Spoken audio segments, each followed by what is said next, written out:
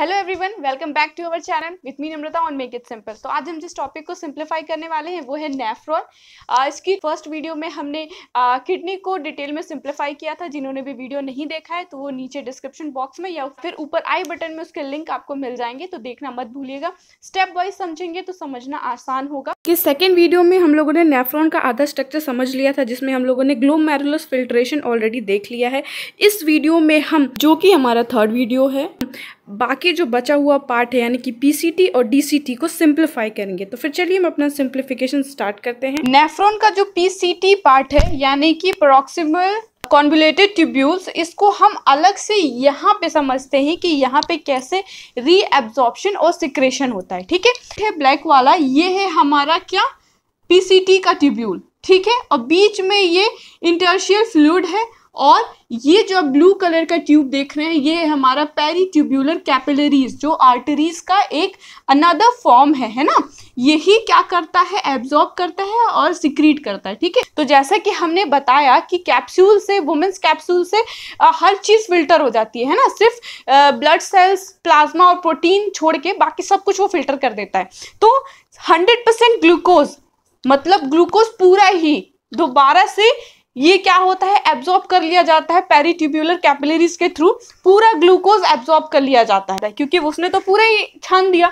अब ये जो समझदार है कैपिलरी, इसने पूरा एब्जॉर्ब कर लिया कि नहीं भाई, ये हमारे बॉडी के लिए बहुत जरूरी है। एनर्जी कहाँ से मिलेगी आप लोग को, अगर पूरा ग्लूकोज यूरिन में निकाल देंगे तो, है ना। और अगर यूरिन में ग्लूकोज आया तो इट मीन्स डायबिटीज की प्रॉब्लम है। ओके, तो नेक्स्ट चलते हैं। ये जो मैंने ये कॉलम बनाया है ना, ये वो एलिमेंट्स हैं जो कैपिलरीज मतलब पेरीट्यूबुलर कैपिलरीज के थ्रू एब्जॉर्ब किया जाता है, रीएब्जॉर्ब होता है वो। ठीक है, वो ये पार्ट है, और ये पार्ट वो है जो सिक्रीट कर रहा है वो। ठीक है, sodium, chlorine ion, potassium ion, calcium, glucose, ये सारी चीजें जो है वो, ये जो हमारा पीसीटी था, मतलब यूरिन बनने जा रहा था, वहां से उसको वापस ले लिया गया है कि नहीं भाई ये हमारी बॉडी के लिए ज़रूरी है, ये हम नहीं देंगे यूरिन में, ये चीज़ हमको वापस चाहिए। तो इट मीन्स इसको रीएब्जॉर्ब कर लिया जाता है। और ये जो आयंस हैं इसके थ्रू रीएब्जॉर्ब किया जाता है सोडियम पोटेशियम पंप के थ्रू।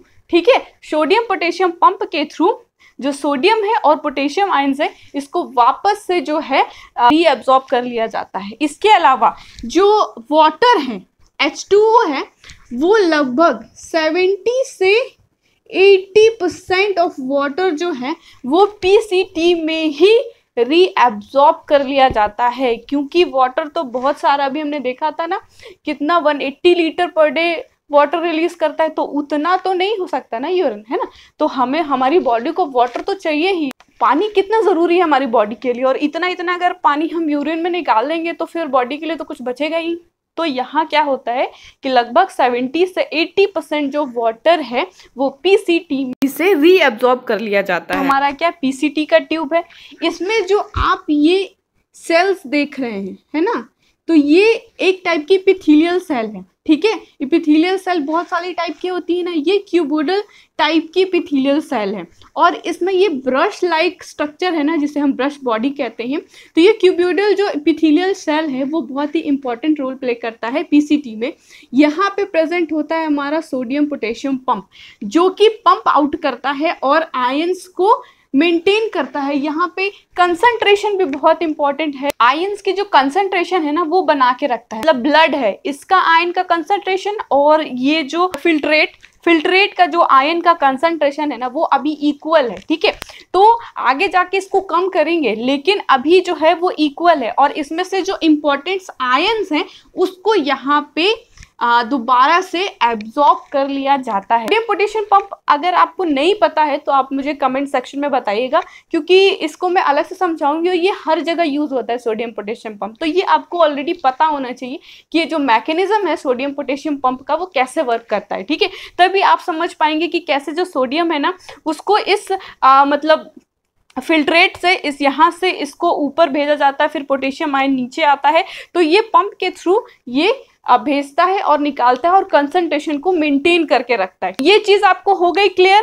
कि पीसीटी में लगभग 70 से 80% जो है वाटर का एब्जॉर्प्शन होता है।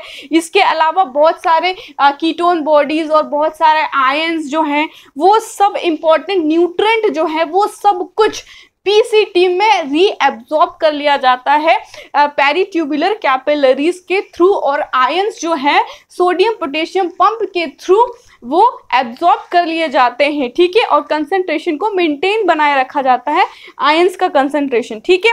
ये चीज हो गई आपको क्लियर। और सिक्रेशन में क्या क्या सिक्रीट करता है, यहाँ पे देखो पोटेशियम यहाँ पे एब्जॉर्ब तो हो रहा है लेकिन बहुत कम अमाउंट में, ठीक है, क्योंकि उतनी जरूरत नहीं है हमारी बॉडी को, यहाँ पे सिक्रीट ज्यादा करते हैं, ठीक है।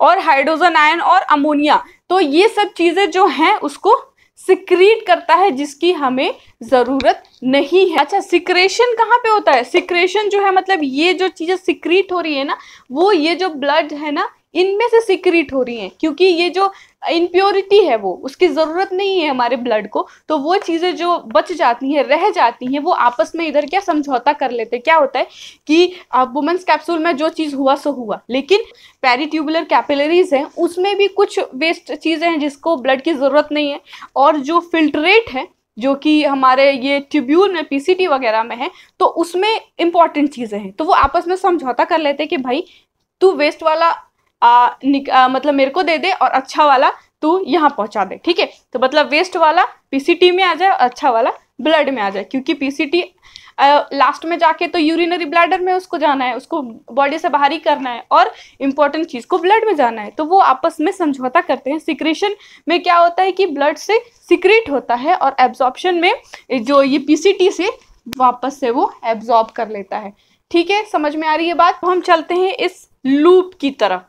तो ये डायग्राम जो है वो किसका है? हमारा हेनले लूप का है या फिर लूप ऑफ हेनले का है, ठीक है। ये वाला पोर्शन, ये वाला जो पोर्शन आप देख रहे हैं ना, इसमें दो तीन चीजें ध्यान देने वाली। तो ये है डिसेंडिंग लिम्ब, असेंडिंग लिम्ब। इसमें असेंडिंग लिम्ब में दो पार्ट है, थिन पार्ट और थिक पार्ट। आ रही है बात क्लियर? अब यहाँ पे मैंने लिखा है 300 मिली ऑस्मोल प्रति लीटर। इसका क्या मतलब है? ये है हमारा आयनिक कंसंट्रेशन, ठीक है। ब्लड का जितना आयनिक कंसंट्रेशन होता है अभी तक जो फिल्ट्रेट था उसका भी सेम था, ठीक है। अब जो है इसका कंसंट्रेशन जो है अब वो चेंज होगा। क्यों? क्योंकि ये जो लिम्ब है यहाँ से सिर्फ वाटर का लॉस होता है, ठीक है।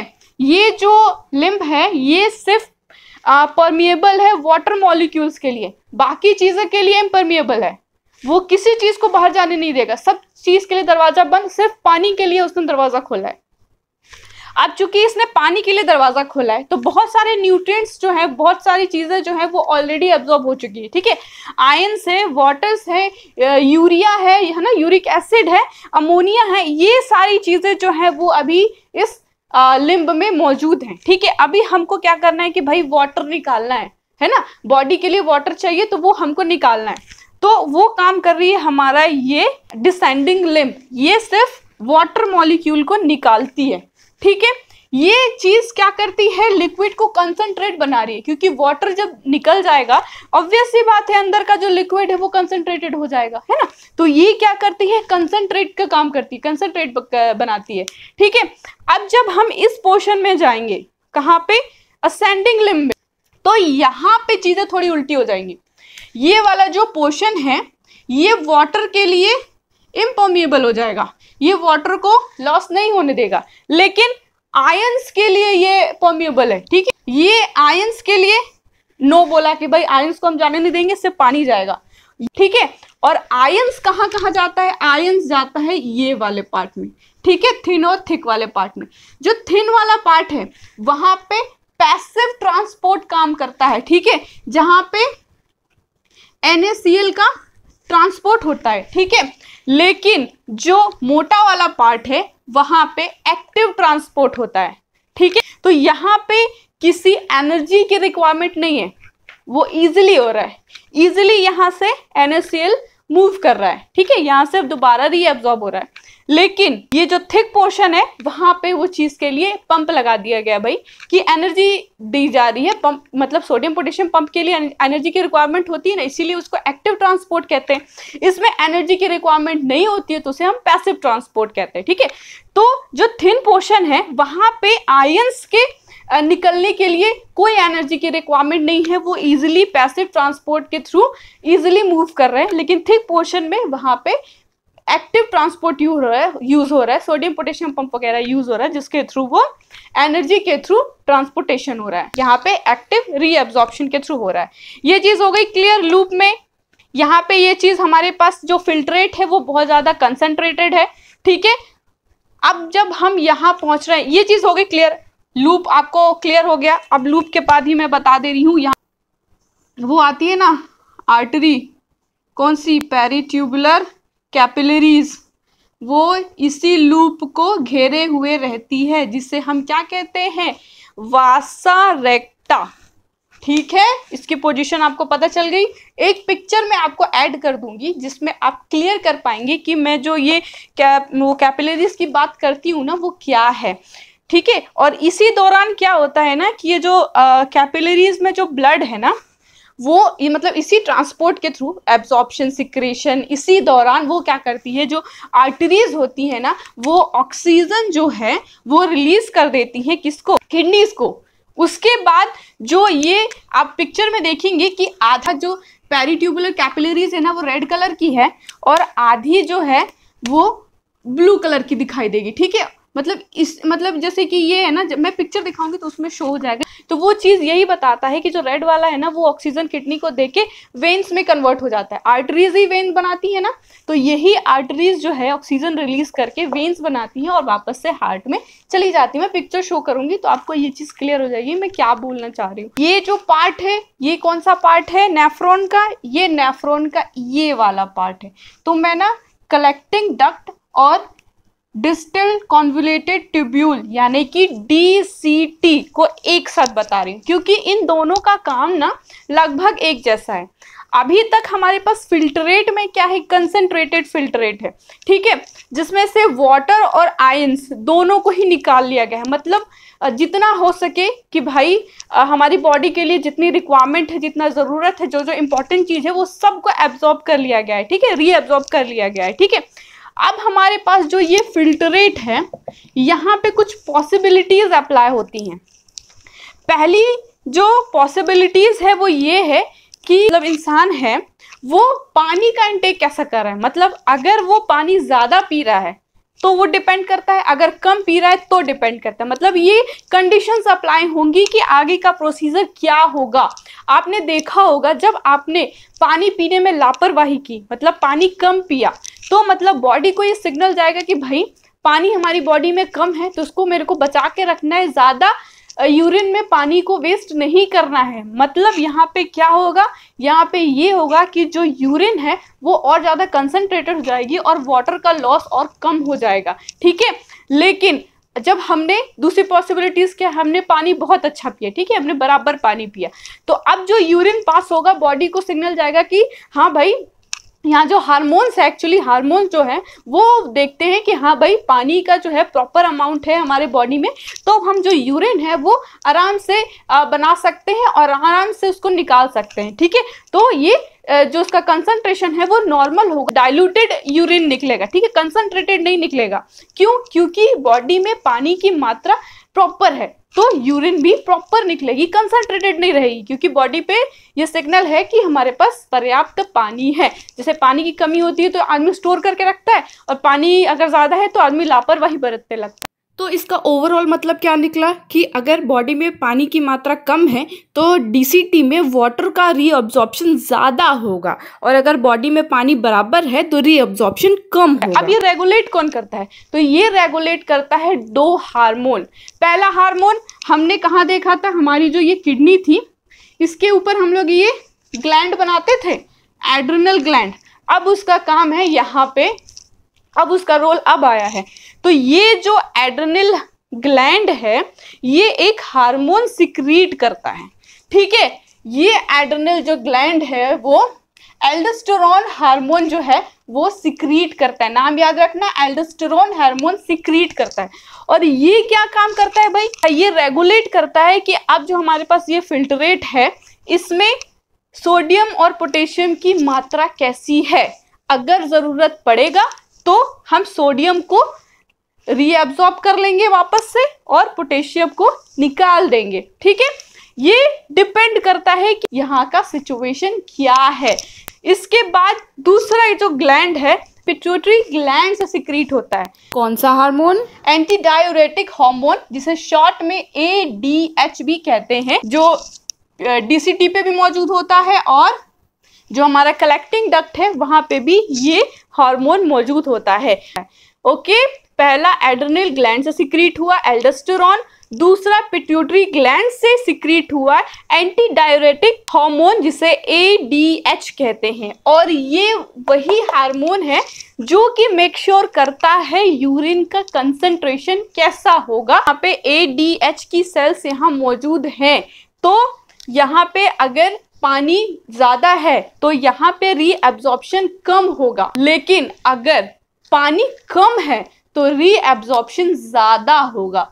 समझ में आ रही है बात है? तो अब यहाँ से भाई सब कुछ हो गया, जो हार्मोन्स है उन लोगों ने सबने भाई देख लिया, रेगुलेट कर लिया कि क्या सही है क्या नहीं है, सब कुछ हो गया। अब यहाँ से जो यूरिन है ना, सब परीक्षा दे के वो पास हो गया है और वो अब कलेक्टिंग डक्ट में कलेक्ट होगा। बहुत सारे यहाँ से कलेक्ट होंगे, यहाँ से भी दूसरे नेफ्रॉन्स जो हैं उनके ट्यूब्स आएंगे, तो सब कुछ यहाँ कलेक्टिंग डक्ट में इकट्ठा होगा। कलेक्टिंग डक्ट वही माइनर, मेजर, रीनल पेल्विस से होता हुआ यूरेटर से होता हुआ कहाँ पहुँच जाएगा, यूरिनरी ब्लैडर में पहुँच जाएगा।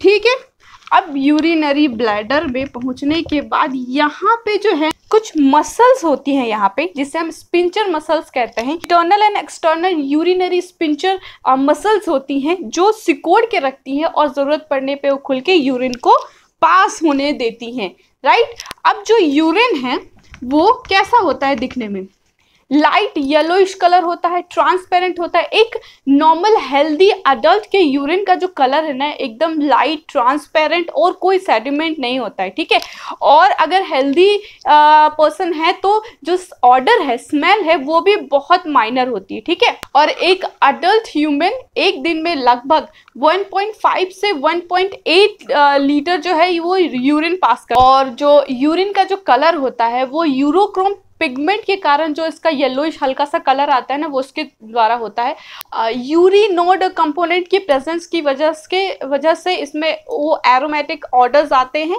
ठीक है, और यूरिन का जो पीएच है 4.5 से 8.0 तक इसका पीएच होता है, और ये नेचर में एसिडिक होते हैं। तो ये चीज़ आपको हुई क्लियर? अगर कहीं पे कोई कंफ्यूजन हो तो प्लीज़ बताइएगा ज़रूर। और साथ ही एक चीज़ बताती हूँ कि जब कोई ज़्यादा चाय, कॉफ़ी या लिकर वगैरह जो लोग लेते हैं, जो ज़्यादा सुक्रोज वगैरह लेते हैं, उनमें क्या होता है, ADH की जो मात्रा है ना वो हो जाती है, कम हो जाती है, जिसकी वजह से क्या हो जाता है कि जो यूरिन है वो बढ़ जाता है, और यूरिन के बढ़ने से वाटर लॉस हो जाता है, जिससे कि बॉडी में डिहाइड्रेशन होने लगती है। तो जो बियर वगैरह पीने के बाद, लिकर वगैरह लेने के बाद जो हैंगओवर होता है ना, उसका मेन कारण यही है क्योंकि इसमें ADH की मात्रा कम हो जाती है, डाईयूरेसिस हो जाता है, जिसकी वजह से हैंगओवर होता है। टाइप ऑफ नेफ्रॉन में हम देखेंगे कि जो नेफ्रॉन है ना वो 2 टाइप्स का होता है। पहला है कॉर्टिकल नेफ्रॉन और दूसरा है जुक्स्टामेडुलरी नेफ्रॉन। जो कॉर्टिकल नेफ्रॉन्स हैं उनमें ये लगभग 80% ऑफ, मतलब नेफ्रॉन की संख्या में लगभग 80% जो है वो कॉर्टिकल नेफ्रॉन्स होते हैं, और 20% जो है वो जुक्स्टामेडुलरी नेफ्रॉन्स होते हैं। अब ये होते तो सेम है, लेकिन इनकी पोजीशन जो है वो डिफर करती हैं। जैसे कॉर्टिकल नेफ्रॉन जो है वो क्या करते हैं, जैसे हमने अभी तक नेफ्रॉन का स्ट्रक्चर देखा है ना, वैसे ही है वो कि कॉर्टेक्स और मेडुला में मौजूद होते हैं, लेकिन इनका जो लूप ऑफ फैनले है ना वो बहुत छोटा होता है। लेकिन जब हम बात करते हैं जुक्स्टामेडुलरी की, ये नेफ्रॉन का 20% तो होते हैं, लेकिन जो इसका लूप ऑफ फैनले है ना वो काफ़ी लंबा होता है। तो इसमें डिफरेंस यही है कि जो लूप ऑफ फैनले है ना वो कॉर्टिकल का छोटा होता है और जुक्स्टामेडुलरी का बड़ा होता है। ये बड़े नेफ्रॉन मॉलिक्यूल्स होते हैं और ये छोटे होते हैं, जस्ट बिकॉज क्योंकि इसका लूप ऑफ हेनले बड़ा है और इसका छोटा है। और इसी जुक्स्टामेडुलरी नेफ्रॉन के आजू बाजू ही जो वासा रेक्टा मैंने बताया था ना, वो यहाँ पे पाई जाती हैं। समझ में आ रही है बात? ये रहा आज हमारे नेफ्रॉन का सिंप्लीफिकेशन। आई होप आपको हमारा ये वीडियो पसंद आया होगा। वीडियो से रिलेटेड कोई क्वेश्चन हो तो नीचे कमेंट बॉक्स में कमेंट ड्रॉप करें। इसके अलावा अगर आप हमारे चैनल पर नए हैं तो प्लीज़ हमारे चैनल को सब्सक्राइब करें, साथ ही बेल आइकन को भी दबाएं ताकि जब भी हम नए वीडियोस डालेंगे तो उसके नोटिफिकेशन आप तक पहुंचे, अदरवाइज वीडियो मिस हो सकती है।